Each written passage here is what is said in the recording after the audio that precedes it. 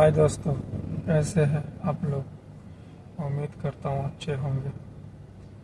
पहले इस वीडियो को देखिए कि स्वरा भास्कर ने क्या न्याय व्यवस्था पर सवाल उठाया है।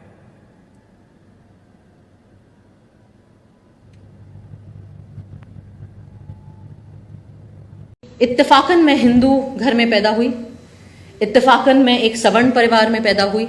इत्तेफाकन मैं ऐसे परिवार में पैदा हुई जो खुद पढ़ा लिखा था अंग्रेजी माध्यम में। इत्तेफाकन मैं अंग्रेजी माध्यम में पढ़ी लिखी हूं और बोल सकती हूं। और इत्तेफाकन मैं बॉलीवुड में की फिल्मों में काम कर चुकी हूं। इसलिए शायद जिन लोगों ने उमर को उन्हीं केसेस में और बाकी साथियों को, मिरन को, अथर को और गुलशफा बाकी लोगों को उन्हीं केसेस में अरेस्ट किया, उन्हें लगा कि शायद ये ज्यादा हो जाएगा। आप एक मुसलमान को आतंकवादी बता सकते हो, लेकिन शायद एक Hindu x naval officer, teacher, professor mother की बेटी को आतंकवादी बताना थोड़ा ज्यादा हो जाएगा, कन्वीनियंट नहीं होगा। आजाद घूम रही हूं, यहाँ पे स्वतंत्र हूं, अपनी जिंदगी जी रही हूं, अपनी बच्ची की बर्थडे पार्टी मना रही हूं, बढ़िया शादी करी, मैंने ढोल बजवाए, क्योंकि इत्तेफाकन मुझे एक प्रिविलेज मिल गया मेरी आइडेंटिटी का। और वो जो मेरा प्रिविलेज है वो अब मेरी जिम्मेदारी है कि जिन लोगों को इत्तेफाकन, जिनके नाम मुझसे अलग हैं, या जो मुसलमान नाम है, या जो दलित नाम है, या जो माइनॉरिटी के नाम हैं, और उनके ऊपर अगर जुल्म हो, तो मुझे जो चीज जो मेरी रक्षा कर रही है, मेरी जिम्मेदारी है कि मैं उस प्रिविलेज के दम पर अपनी आवाज उनके लिए उठाऊं। अपनी इग्नोरेंस का मैं फायदा उठा के आज ये सवाल पूछना चाहती हूं अपने न्याय व्यवस्था से कि क्या डर है आपको किस चीज का डर है। आम नागरिक को तो जेल का डर होता है, पिटाई का डर होता है, मुसलमान तो कहीं पे भी पिट जाते हैं बेचारे इस देश में, दलित कहीं पे भी पिट जाते हैं इस देश में। इस बुढ़ापे में क्या डर है अब आपको? अब क्या लालच है आपके अंदर? क्या चाहिए आपको? हाँ, क्या जरूरत है? गवर्नर पोस्ट चाहिए, राज्यसभा जाना है, इतनी आपके अंदर लालच है कि आप महज आपका काम आपसे करने को हम मांग रहे हैं, वो आपसे नहीं हो रहा है। इस देश का हर नागरिक कुछ चंद माननीय न्यायाधीशों के ईमान पर हमारी जिंदगियां टिकी हुई हैं आज के वक्त में, क्योंकि हर दूसरा इंस्टीट्यूशन अपना काम नहीं कर रहा है। मुसलमानों के साथ तो सबसे आसान बात है, उन्हें आतंकवादी घोषित कर दीजिए या गद्दार घोषित कर दीजिए। 400 पार करने गए थे, वो 240 में निपट गए। 56 इंच के कपड़े फिट आते थे, उनके कपड़े नॉर्मल साइज के हो गए हैं। ऐसा लगता है कि हमारी न्याय व्यवस्था भूल गई है कि कितने सालों से ये लोग जेल में बिना बेल के, बिना ट्रायल शुरू हुए पड़े ही हुए हैं। तो मैं आज इस मंच के माध्यम से हमारी न्याय व्यवस्था को याद दिलाना चाहती हूं कि 4 साल कितना लंबा वक्त होता है। सितंबर 2020 में उमर गिरफ्तार हुए थे। 4 साल में मैं अपने फहाद, जो मेरे अब पति हैं, उनसे मिली। दोस्त थी पहले। जब उमर गिरफ्तार हुए हम दोस्त थे, जब अथर गिरफ्तार हुए हम दोस्त थे, महज दोस्त थे। उन 4 साल में हमारी दोस्ती पक्की हुई। ये लोग तभी भी जेल में थे। हमारी दोस्ती और पक्की हुई, ये तभी भी जेल में पड़े रहे। फिर हमें मोहब्बत हो गई, ये तभी भी जेल में थे, इनको बेल की सुनवाई भी नहीं हुई थी। फिर हम एक दूसरे के परिवार से मिल लिए, तभी भी जेल में थे। परिवार मान भी गए, हिंदू मुसलमान शादी है, परिवार मान भी गए, न्याय व्यवस्था अभी तक नहीं मानी हमारी। हमने शादी कर ली, हमारी बच्ची हो गई, हमारी बच्ची अब 1 साल की हो गई। 4 साल बहुत लंबा वक्त होता है। गोदी मीडिया, इंडिपेंडेंट ऑल्टरनेटिव मीडिया की बात नहीं कर रही, आप लोग सच्चे दिल से अपना काम करते हैं, हम उसके आभारी हैं। 4 साल में जिस गोदी मीडिया ने उमर के खिलाफ, इन सब लोगों के खिलाफ इतना विट्रियोलिक, इतना जहरीला कैंपेन चलाया था, वो गोदी मीडिया नंगी हो गई इन 4 साल में। उन्होंने उन 4 साल में और भी अलग अलग तरह के विक्टिम ढूंढे जिनके ऊपर मीडिया ट्रायल चलाया जा सकता हो। कई सारे मुसलमान थे, मुसलमानों के साथ तो सबसे आसान बात है, उन्हें आतंकवादी घोषित कर दीजिए या गद्दार घोषित कर दीजिए। पर उनके अंदर ये जहर इतना भर गया और ये ब्लड लस्ट मैं कहूंगी, एक्चुअली वही शब्द होना चाहिए कि ये जो भूख है एक तरीके से खून की, एक्चुअली वो इतनी आउट ऑफ कंट्रोल हो गई कि वो मुसलमानों को छोड़ के और लोगों पर भी आ गए, बॉलीवुड पर भी आ गए, रिया चक्रवर्ती भी मिल गई उन्हें, शाहरुख खान के बेटे को भी न बख्शा उन्होंने, और तमाम ऐसे लोग। लेकिन इस पूरी प्रक्रिया में हुआ ये कि इन 4 साल में वो भी नंगे हो गए। आज की तारीख में आप लोगों के वीडियो और पॉडकास्ट फिर भी लोग देख लेते हैं, लेकिन आम जनता भी अब जब अर्नब गोस्वामी या उनके ट्रू कॉपी वर्जन है और उसके जितने गरीब वर्जन है उनको सुनती है, वो भी जानती है कि ये झूठ फैला रहे हैं। 4 साल में और भी चीजें हुई। जिन लोगों को 56 इंच के कपड़े फिट आते थे, उनके कपड़े नॉर्मल साइज के हो गए हैं। जो लोग 400 पार करने गए थे, वो 240 में निपट गए। 4 साल में हमारे न्याय व्यवस्था के जो माननीय न्यायाधीश हैं, उन्होंने भी कई जगह जाके न्याय की परिभाषा पर कई भाषण और एलोक्यूशन कंपटीशन और रिसाइटल दिए, अलग अलग कॉलेजेस में, अलग अलग विश्वविद्यालय में, दुनिया के अलग अलग देशों में भी। 4 साल में इस देश का एक कन्विक्टेड, मैं नहीं कह रही हूं, हमारी न्याय व्यवस्था ने जिसको कन्विक्ट किया है रेप का, वो इंसान राम रहीम, वो भी 4 साल में 10 बार बेल और परोल पा गया। 4 साल में गुजरात सरकार ने नई किस्म की बेशर्मी की हदें पार करी और बिल्किस बानो के कन्विक्टेड रेपिस्ट को अच्छे व्यवहार के तहत रिहा भी कर दिया। उस पे ज्यादा चू भी ना हुई पहले तो। फिर जब आउटरीच बना सोशल मीडिया पे, इंडिपेंडेंट मीडिया में जो एक्टिविस्ट लोग हैं उनके तहत, 4 साल में चलो गिर के सुप्रीम कोर्ट ने उस कन्विक्शन को, उस रिहाई को भी ओवरटर्न करने का टाइम आ गया। लेकिन 4 साल में हमारी न्याय व्यवस्था को इतना वक्त नहीं मिला कि जिन लोगों को, और खास करके वो चुनिंदा लोग, मैं उस पर भी आना चाहूंगी कि जिन लोगों को झूठे इल्जामात तहत, और जो सबको पता है क्योंकि वीडियो एविडेंस है, आज की डेट में अलग अलग मीडिया पे काफी सारा एविडेंस है, झूठे इल्जामात के तहत गिरफ्तार किया गया, उनके खिलाफ, कई लोगों के खिलाफ ट्रायल भी उन्होंने शुरू करने का वक्त उन्हें नहीं मिला।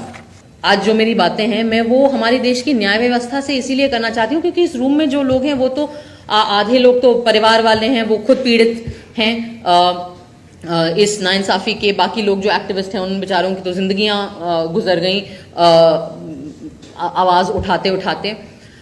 पर मैं आज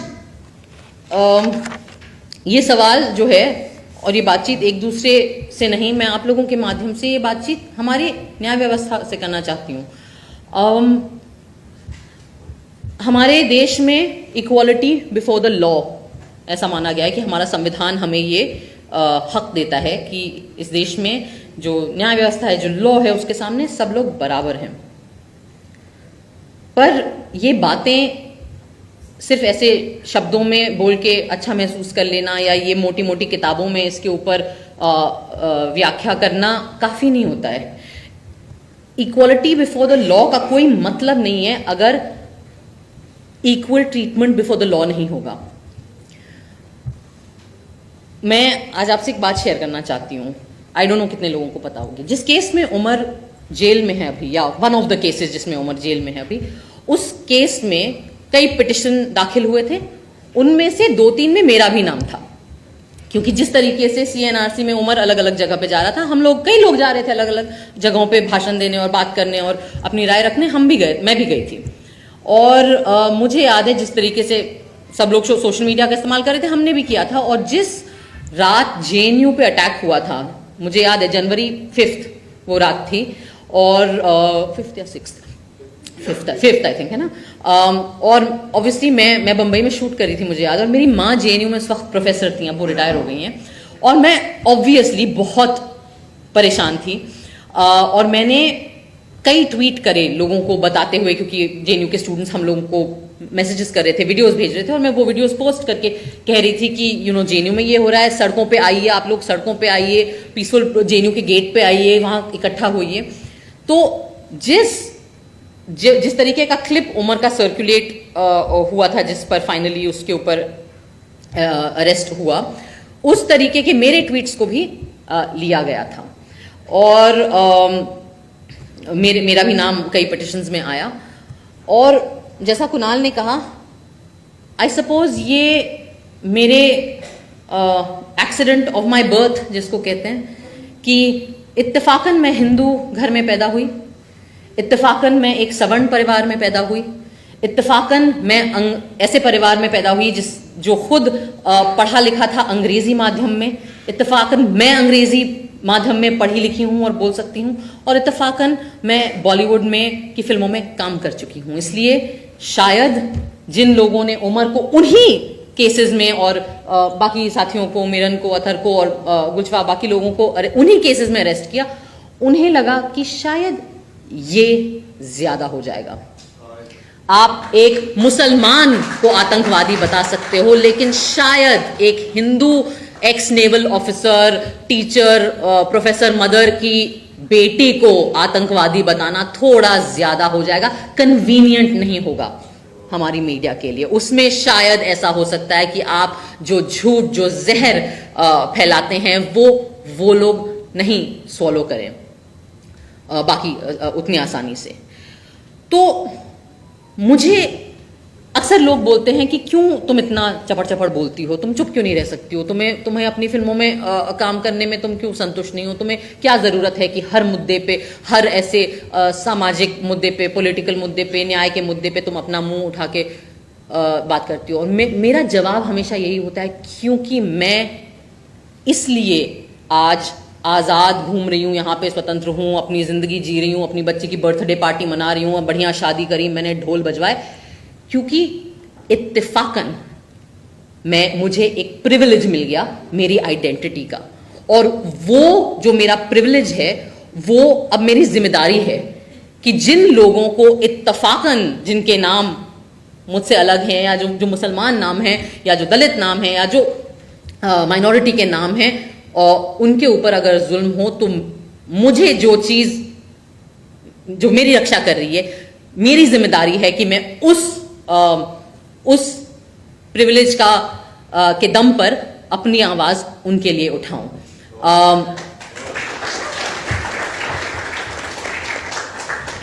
मैं एक और सवाल पूछना चाहती हूं, और हो सकता है अब तो खैर आईपीसी बदल गया है, पता नहीं कौन सी एक नई भारत कुछ क्या बीएनएस कुछ न्याय क्या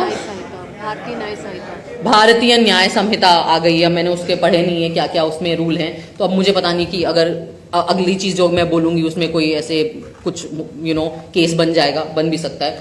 हमारे देश में आजकल कमाल तो ये है कि किसी भी बात पे केस बन सकता है और हो सकता है आपके ऊपर। मैंने कहीं पढ़ा था कुछ महीने पहले, और बूनो ने भी मुझे बताया था कि उमर की एक डेट आने वाली थी बेल की, और उसके पहले ही जो न्यायाधीश थे जिन्होंने सुनना था वो केस, उन्होंने अपने आप को रेक्यूज कर लिया। तो पहले तो मुझे समझ नहीं आया कि रेक्यूज क्या होता है, मैंने ये वर्ड पहले सुना नहीं था, तो मैंने उसको गूगल किया, और तो उन्होंने ऐसे अपने आप को निकाल लिया उसमें से कि नहीं, मैं नहीं समझता कि मैं काबिल हूं कि मैं ये केस सुन सकूं। क्यों काबिल नहीं हुआ? बड़ी पढ़ाई लिखाई करी होगी आपने जज बनने के लिए, कई सालों से आप आई एम अज्यूमिंग हमारे ही टैक्स के पैसों की तनख्वाह आ रही होगी आपको, हमारे ही टैक्स के पैसों से जो घर बनते हैं सरकारी, उनमें आप रह रहे होगे, हमारे ही टैक्स के पैसों से जो पर्क्स आपको मिले हैं उन पे आपकी जिंदगी कंफर्टेबल है। तो आपको क्यों ये हक है अपने आप को रिक्यूज करने का अपनी जिम्मेदारियों से? क्या ये हिंदुस्तान के नागरिकों के साथ गद्दारी नहीं है? हो सकता है आपको लगे कि मैं बहुत भारी भरकम शब्द इस्तेमाल कर रही हूं, लेकिन आपको नहीं लगता कि जिन लोगों को के हाथ में सत्ता दी गई है हमारे इस लोकतांत्रिक व्यवस्था के थ्रू, जिन्हें, तो आपको नहीं लगता कि उस सत्ता की जिम्मेदारी आप पर बनती है? आपको नहीं लगता कि जो प्रिविलेजेस आपको मिले हैं अपनी पोजीशन की वजह से कम बेसिकली आपको सिर्फ इतना कहा जा रहा है कि आप अपना काम करें, आप केस पढ़ें, आप अपनी बुक्स देखें, आप अपना कॉन्स्टिट्यूशन देखें, आप जो भी आईपीसी देखें और आप उसके ऊपर डिसाइड करें। इसका आपको वक्त नहीं मिल रहा है। कपिल सिब्बल साहब ने कहा कि मुझे 20 मिनट दे दीजिए, आपको 20 मिनट नहीं मिल रहे। माननीय प्रधानमंत्री के साथ आपको गणेश पूजा करने का बहुत वक्त मिल गया था, पर अपना काम करने के लिए 20 मिनट नहीं मिलते हमारे न्यायाधीशों को। एक जस्टिस थे, शायद उनका नाम बोपन्ना जी था, उन्होंने कहा मुझे 2 मिनट लगेंगे उमर का केस में वर्डिक्ट सुनाने में। बड़ी अच्छी बात है, बड़ा आपने सीना ठोक के दावा कर दिया, तो 2 मिनट नहीं मिले आपको। मैं इसलिए ये सवाल पूछना चाहती हूं कि अक्सर हम बड़ी आसानी से नेताओं को गालियां देते हैं, बड़ी आसानी से पुलिस को गाली दे देते हैं, हम बड़ी आसानी से एक दूसरे को गाली देते हैं, लेकिन न्याय व्यवस्था से कोई भी सवाल उठाने में बहुत डर लगता है, क्योंकि कंटेम्प्ट ऑफ कोर्ट हो जाएगा। यहाँ जितने लोग बैठे हैं, हम श्योर उन सब पे लग चुका है। कुणाल के ऊपर तो ऑलमोस्ट ये गए थे अंदर, ऑलमोस्ट, फिर बच गए थैंक्स टू इत्तेफाकन accident of birth, surname Kamra है इनका। मेरे ऊपर भी लगा था 2 बार कंटेम्प्ट ऑफ कोर्ट, लेकिन वो इतना बेवकूफ़ी भरा एलिगेशन था कि उन्होंने लिया ही नहीं। तो आज मैं पता नहीं, शायद नई आईपीसी में कंटेम्प्ट ऑफ कोर्ट हो ही ना, मैंने देखा नहीं। अपने इग्नोरेंस का मैं फायदा उठा के आज ये सवाल पूछना चाहती हूँ अपने न्याय व्यवस्था से कि क्यों, क्या डर है आपको किस चीज का डर है? आम नागरिक को तो जेल का डर होता है, पिटाई का डर होता है, मुसलमान तो कहीं पे भी पिट जाते हैं बेचारे इस देश में, दलित कहीं पे भी पिट जाते हैं इस देश में। हम लोगों को भी डर लग सकता है कि काम नहीं मिलेगा, कॉमेडी के शोज नहीं मिलेंगे, फिल्में बंद हो जाएंगी, जिनके बच्चे हैं छोटे छोटे उनको अलग अलग किस्म के डर लगते हैं। आपको क्या डर लगता है? आपके पास तो पूरा तंत्र है, आपके पास तो सारी सरकारी तंत्र है। जब तक आप इन बड़े बड़े सुप्रीम कोर्ट, हाई कोर्ट तक पहुंच जाते हो, आप तो 60 साल 50 साल के ऊपर होते होंगे, आपके तो बच्चे भी बड़े हो गए होंगे, अच्छी महंगी कॉलेजेस में आप उन्हें पढ़ाते हैं, बाहर भेजते हैं, यूनिवर्सिटीज में वो भी सेटल हो जाते हैं, उनकी शादियां हो जाती हैं, उनके भी बच्चे होते हैं। तो इस बुढ़ापे में क्या डर है अब आपको? अब क्या लालच है आपके अंदर? क्या चाहिए आपको? हाँ, क्या जरूरत है? गवर्नर पोस्ट चाहिए, राज्यसभा जाना है, इतनी आपके अंदर लालच है कि आप महज आपका काम आपसे करने को हम मांग रहे हैं, वो आपसे नहीं हो रहा है। इस देश का हर नागरिक कुछ चंद माननीय न्यायाधीशों के ईमान पर हमारी जिंदगियां टिकी हुई हैं आज के वक्त में, क्योंकि हर दूसरा इंस्टीट्यूशन अपना काम नहीं कर रहा है। हरतोष सर ने बात करी दूसरी सरकारों की, उन्होंने अपना काम नहीं किया। कुणाल ने बात करी मीडिया, गोदी मीडिया की, मेन स्ट्रीम मीडिया की, वो अपना काम नहीं कर रही। पुलिस तो हमारी खैर वाह है, वो अपना काम नहीं करती। तो फिर हम क्या करें? हम कुल मिला के हमारे पास बच जाता है अपना संविधान, और हमारे संविधान के जो कथित रक्षक हैं उनकी तरफ हम देख सकते हैं। तो इसलिए मैं आपसे पूछ रही हूं आज ये सवाल इस देश के हर नागरिक के तरफ से कि आपको क्या डर है, आपको क्या लालच है? होता है कि आप लोग अपना बेसिक काम नहीं कर पाते हैं, इतना वक्त आपको लग जाता है, और वो भी जब हर अति पार हो जाती है, तब आपके अंदर जब स्टेट्स के चीफ मिनिस्टर अरेस्ट होने लगते हैं, जब इतना सर से पानी इतनी ऑब्वियस चीजें हो जाती हैं, उसके बाद इलेक्शन आ जाता है, फिर 400 पार नहीं होते, आप हार ही जाते हैं, आपको बैसाखी की सरकार चलानी पड़ रही है, तब हमारे माननीय न्यायाधीशों को वक्त मिलता है कि वो बेल की सुनवाई लोगों की करना शुरू कर दें। मैं नहीं मानती कि ये किसी भी प्रकार का न्याय है। न्याय करने में होता है, न्याय बोलने में नहीं होता, न्याय भाषणबाजी नहीं होती, न्याय एक्शन होता है। और आज मैं ये बोलना चाहूंगी कि मुझे इस देश के नागरिकों के साथ कई लोगों ने गलत किया। अगर मैं अंग्रेजी में बोलूं, then the citizens of our country have been let down by almost every institution that has been given power by the democratic setup of our country. But I don't believe that any institution has let down the citizens of our country like the judiciary of this country. And I think that's a crying shame. शर्मनाक है ये बात।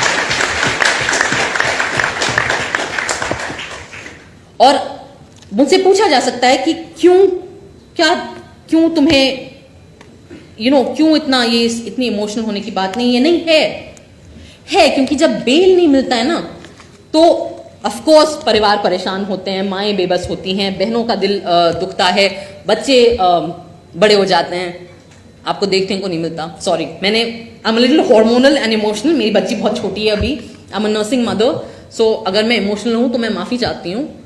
लेकिन मैं आपका ध्यान, या मैं आपको रिमाइंड करना चाहूंगी, मैं हमारे न्याय व्यवस्था को रिमाइंड करना चाहूंगी कि बेल की सुनवाई टाइम से नहीं करना सिर्फ एक ओ नहीं हुआ, ओ हो गया, ये नहीं होता है। क्योंकि जब आप टाइम से बेल ग्रांट नहीं करते ना, तो 84 वर्ष के एक्टिविस्ट जैसे स्टैन स्वामी थे, उनकी जेल में मौत भी हो सकती है। तो ये जो आप पर जो भार है, और आपने जो अपनी जिम्मेदारी सही वक्त पे नहीं करी है, उसका प्राइस बहुत ज्यादा होता है और वो बहुत गलत होता है। और वो हर किताब में, हर धर्म के आस्था के नजरिए से देखें आप, हर लीगल एंगल से देखें, तो वो घोर नाइंसाफी है।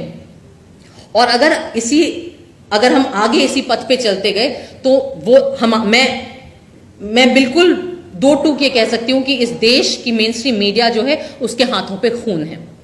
उसने हिंसा भड़काई है। जो लोग दिल्ली के दंगों में मरे, उनका खून हमारी मेन स्ट्रीम मीडिया पर भी है, और लोगों पे हो ना हो। लेकिन मैं ये भी कहूंगी कि अगर ऐसे ही चलते रहा तो वो जो खून के धब्बे हैं वो हमारी न्याय व्यवस्था के दामन पर भी लगेंगे, वो छींटें आप पर भी आएंगी। इसलिए इस मंच से मेरी अपील है, बहुत ज्यादा हम नहीं मांग रहे, अपना काम करिए। सोरा भास्कर ने